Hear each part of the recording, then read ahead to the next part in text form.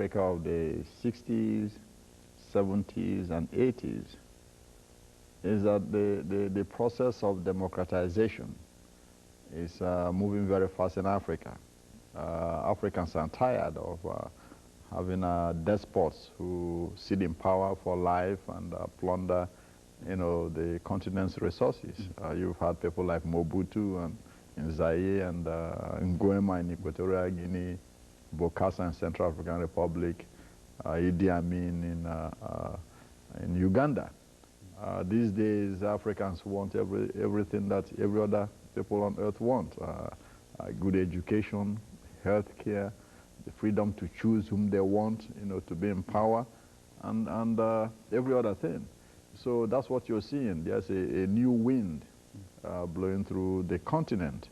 And because of that, we think it's time that some of these donor countries attach very stringent terms or conditions for granting loans to African countries. I personally believe that before either the World Bank or the IMF or the United States government or any other foreign government should make it clear that the condition under which aid would be given to any particular African country is that the president or the ruling class agree to election and at the same time stick to it. If that is not stuck to, then they should withdraw the aid. And moreover, before any aid is given, they should make sure that that aid must get to those, who... It must go down to the bottom. Absolutely, absolutely, because what happens, what has happened in the past is that almost 90% of the aid given to these countries never get to where it's supposed to get to.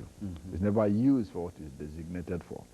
So you find out that, you are pouring money into a drain. And that's precisely what is haunting the continent now. You see all those billions of dollars that were poured into the continent in the 60s, 70s, and 80s.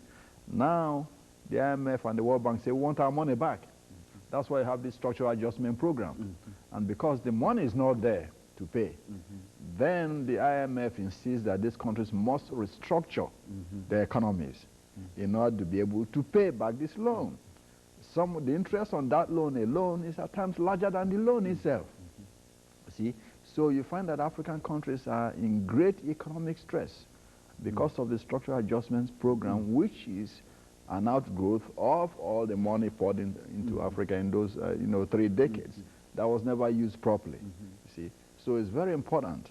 But anyway, the catchphrase for the 90s in Africa is trade, not aid. Okay.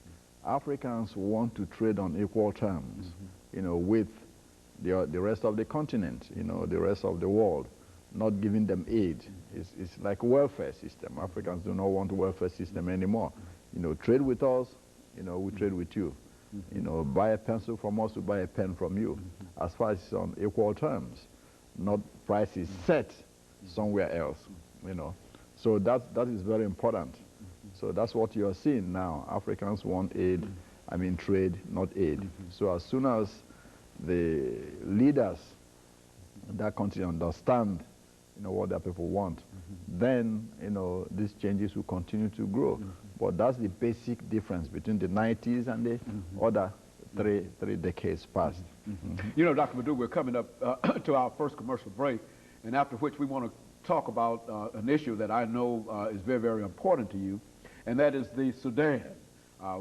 After our break, we want you to not only to talk about the Sudan, but talk about the Sudan in reference to what you've already said about Africa, and to give our audience as much information in that second segment as you possibly can, dealing with some of the problems and some of the challenges in the Sudan, because as you've indicated, Africa has moved quite a bit, but there are still some problem areas, and I think that this is one of the problem areas that you're interested in.